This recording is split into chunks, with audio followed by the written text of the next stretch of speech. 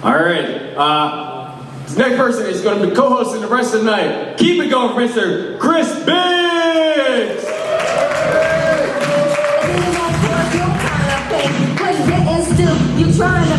Hello, folks.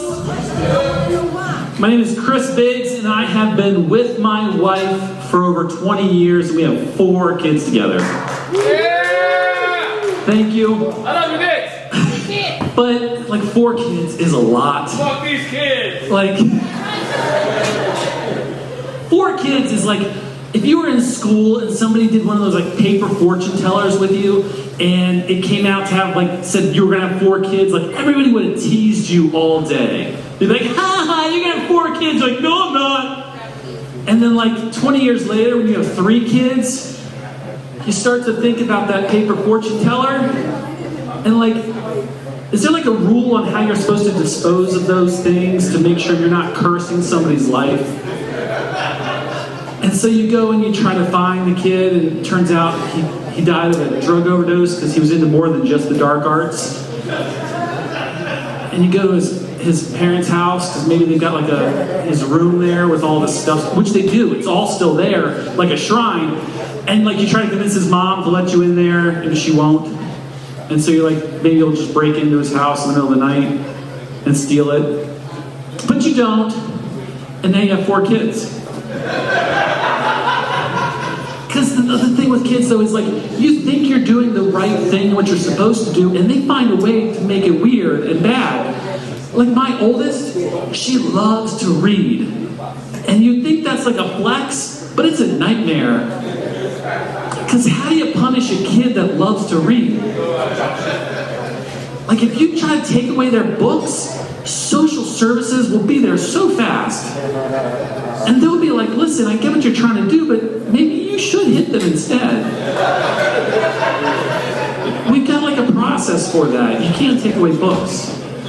But it's a problem. Like when she turned 13, my wife and I, that's the age that we're going to give her a cell phone. So we came up with this idea. We snuck into her room and we like swapped one of her books out and put the cell phone box in there. And our idea was in the morning when she wakes up, we're going to ask her, say, hey Sophia, can we borrow your dragon book? She'll go there, she'll see the phone, get so excited, come running back. That was our plan. 6 in the morning, she comes bursting through our door, just tears, bawling. Someone moved my book. I'm like, I'm still asleep. I don't remember what I did. I'm like, what?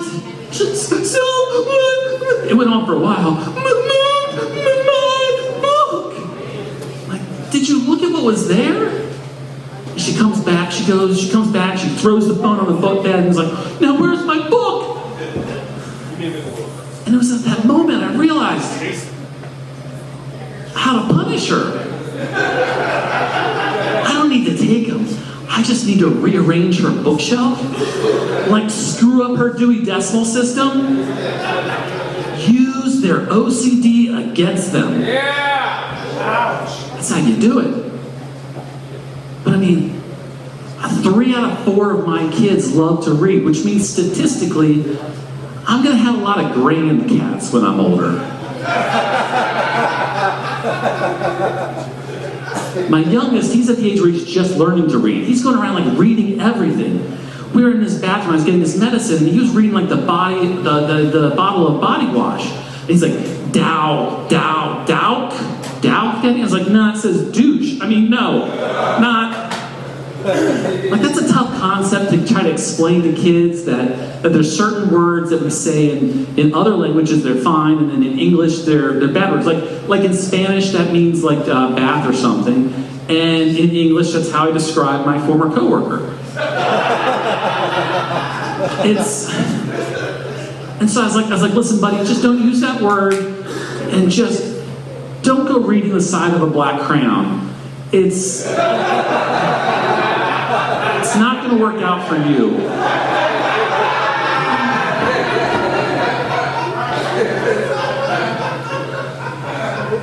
My other son, I went to pick up my kids from school, and the teacher called me up, and she's like, listen, it's not a big deal. They always start with that. It's not a big deal, everything's fine.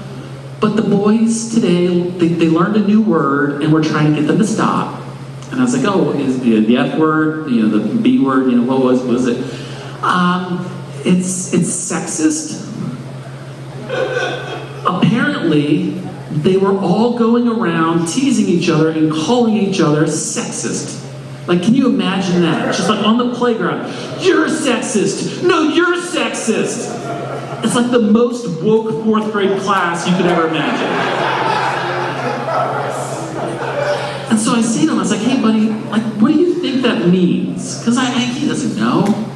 And he's like, like a sexist bikini.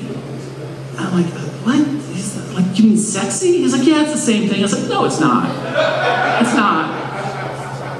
But like a sexist bikini, like what is that? Is that like one that like covers more because like a man is telling a woman what she can wear? Or does it cover less because it's objectifying women? I don't know. And I've thought about it a lot. At least that's what I tell my wife when she sees my browser history.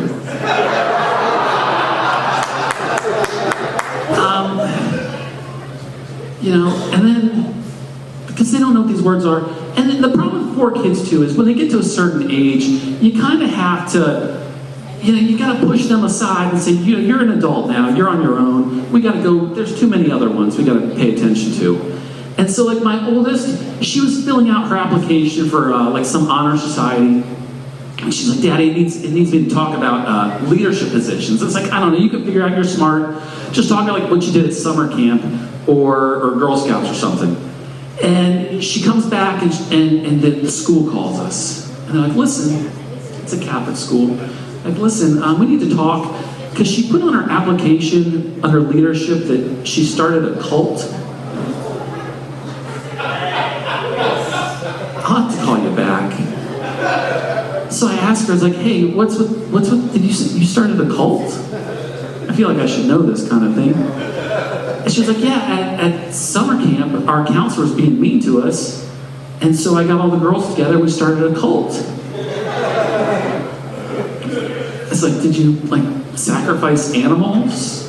Or like, please tell me you didn't like do a paper fortune teller and ruin somebody's life. She's like, no, we just went to the camp counselor and complained. I was like, oh, you mean a coup? Like you started a coup? And she's like, yeah, the same thing. I was like, no, it's not. It's not. And now I gotta call the school back. I'm like, it's not a cult. It's a coup. So watch your back. Hey, my name is Chris Biggs. Thank you very much.